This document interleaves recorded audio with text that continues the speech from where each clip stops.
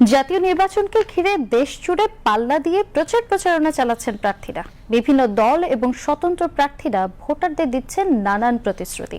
এদিকে ভোটাররা শুধু প্রতিশ্রুতির মধ্যে সীমাবদ্ধ থাকতে চান না, এবার ভোটাররা চান প্রার্থীদের দেয়া প্রতিশ্রুতিগুলো বাস্তবায়ন, সংস্কার এবং জবাবদিহিতা। দর্শক, সারা দেশের মতো রাজধানী ঢাকার বিভিন্ন আসনে নজর কেড়েছে প্রার্থীদের প্রচারণার আমেজ। এই মুহূর্তে ঢাকার 14 আসনে আছেন আমাদের সহকর্মী কাজী শারমিন ইসলাম মেথা। আমরা সরাসরি তার সাথে যুক্ত হতে যাচ্ছি।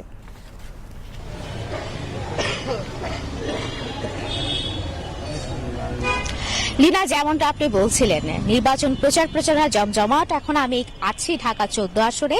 আমি এখানে এসে দেখতে পেলাম এখানে কিন্তু পাল্লা দিয়ে নির্বাচনে প্রচারণা চালাচ্ছেন প্রার্থীরা, আর ভোটাররাও কিন্তু উপভোগ করছেন টানা 17 বছর পর এইরকম একটি নির্বাচনের আমেজ। আমার সাথে একজন প্রার্থী আছে, আমি তার কাছ থেকে জানতে চাবো, সকাল থেকে তো নির্বাচনে প্রচারণা চালাচ্ছেন, কেমন সাড়া পাচ্ছেন ভোটারদের কাছে? আমরা ব্যাপক সাড়া পাচ্ছি। সবচেয়ে বেশি সাড়া পাচ্ছে নারী ভোটারদের কাছ থেকে, এরপরে সাড়া পাচ্ছে তরুণ ভোটার যারা জীবনে এই প্রথমবার ভোট দিতে যাচ্ছে, তারপর সাড়া পাচ্ছে শ্রমজীবী মানুষ যারা মনে করে যে এই সমাজ তাদের বঞ্চিত করছে। তাদের সবার চাওয়া একটাই, পরিবর্তন। তারা একটি নতুন বাংলাদেশ চান, কালো টাকার প্রভাব মুক্ত, পেশ শক্তির ব্যবহার মুক্ত, দুর্নীতি মুক্ত, চাঁদাবাজ মাদক মুক্ত একটি নির্মল পরিবেশ চান পরবর্তী বংশধরদের জন্য। এটাই আমাদের অন্যতম অঙ্গীকার। আমরা পরিবর্তন করব, আমরা বাংলাদেশকে ঢেলে সাজাবো ইনশাআল্লাহ। আমি আপনার আসনে যে নারী ভোটার আছে তাদের সাথে কথা বলেছি, তারাও কিন্তু আমাকে নিরাপত্তার কথাটা বলেছে এবং তারা কিন্তু বলেছে যে তারা যেন স্বাধীনভাবে চলতে পারে, একটি নিরাপদ পরিবেশ তারা চায়, সমাজ তারা চায়। আমি যতটুকু জানি নিরাপত্তার বিষয়টা কিন্তু আপনিও এখানে সংশ্লিষ্ট, আপনিও কিন্তু অনেক বছর যাবত এই সমস্যার ভুগেছেন। এই জায়গাটা আপনি যখন নির্বাচিত হবেন কি কি ব্যবস্থা নেবেন? ঢাকা 14 আসনের অর্ধেক জনশক্তি নারী, সুতরাং নারীদের জন্য একটি নিরাপদ এবং নারী বান্ধব পরিবেশ সৃষ্টি করা আমাদের অন্যতম অঙ্গীকার। আমরা নারীরা শুধু ঘরেই নয়, তারা যেন কর্মক্ষম এবং উপার্জনক্ষম হয়ে ওঠে, সেজন্য আমরা নারীদের জন্য বিশেষায়িত একটি শপিং সেন্টার করব, যেখানে শুধুমাত্র নারী উদ্যোক্তাদের জন্য সেখানে ব্যবস্থা থাকবে। বিভিন্ন শপিং সেন্টারে, বাজারে এবং লোকালয়ে নারীদের জন্য পাবলিক টয়লেট ইউজ করতে পারে, জন্য তাদের জন্য সেপারেট টয়লেট যেটা পরিষ্কার থাকবে এবং এটা বিশেষায়িত থাকবে নারীদের জন্য, যেটার নাম হবে পিঙ্ক টয়লেট। সেটা আমরা স্থাপন করার উদ্যোগ গ্রহণ করব ইনশাআল্লাহ। নারীদের জন্য সুদবিহীন ঋণ, নারীদের প্রশিক্ষিত করার জন্য সরকারি সেন্টার, যেখানে তারা হস্তশিল্প, আইটি ট্রেনিং, ফ্রিল্যান্সিং, বেকিং এবং যাবতীয় প্রশিক্ষণ তাদেরকে দেওয়া হবে, যাতে তারা সমাজের এই অর্থনৈতিক অগ্রগতিতে তারা অংশীদার হতে পারেন। নিরাপত্তার জন্য আমরা নারীদের জন্য বিশেষত একটি কমিউনিটি পুলিশ ইউনিট, যা নারী সদস্য দ্বারা গঠিত হবে এবং তারা পেট্রোলিং করবে।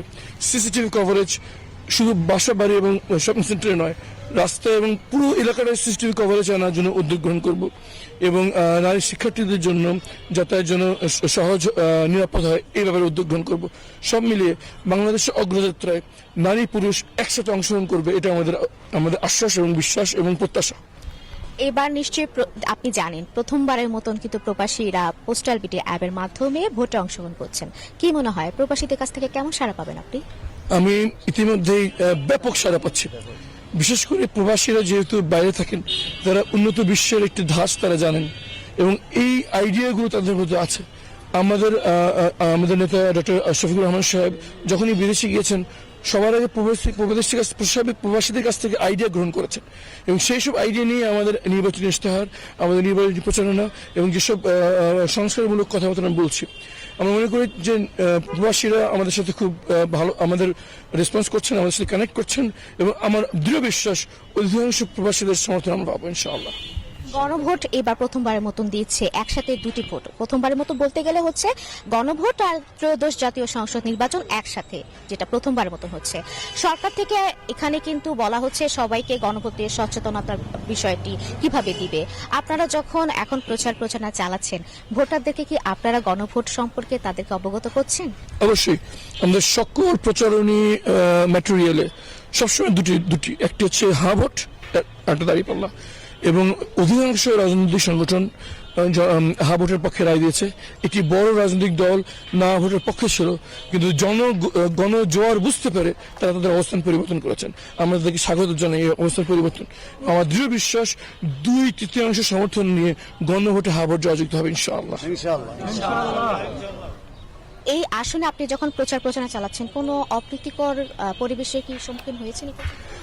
এখন পর্যন্ত আলহামদুলিল্লাহ ঢাকা 14 একটি সম্প্রীতি এবং বন্ধুত্বের উদাহরণ হিসেবে আছে এবং আমরা সকল প্রার্থীরা অঙ্গীকার করেছি যে ঢাকা 14তে আমরা একটি দৃষ্টান্ত স্থাপন করব, যেখানে আমাদের রাজনৈতিক প্রতিযোগিতা হবে কে কত বেশি মানুষের দ্বারে যেতে পারে, কে কত বেশি মানুষের সমস্যার সৃজনশীল সমাধান দিতে পারে।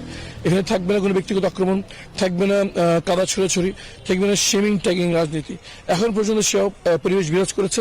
সকল প্রার্থীরা আমরা অঙ্গীকার করেছি এই পরিবেশ আমরা ভোট গ্রহণ এবং নির্বাচন ফলাফল ঘোষণা পর্যন্ত আমরা ধরে রাখবো ইনশাআল্লাহ। ধন্যবাদ আপনাকে।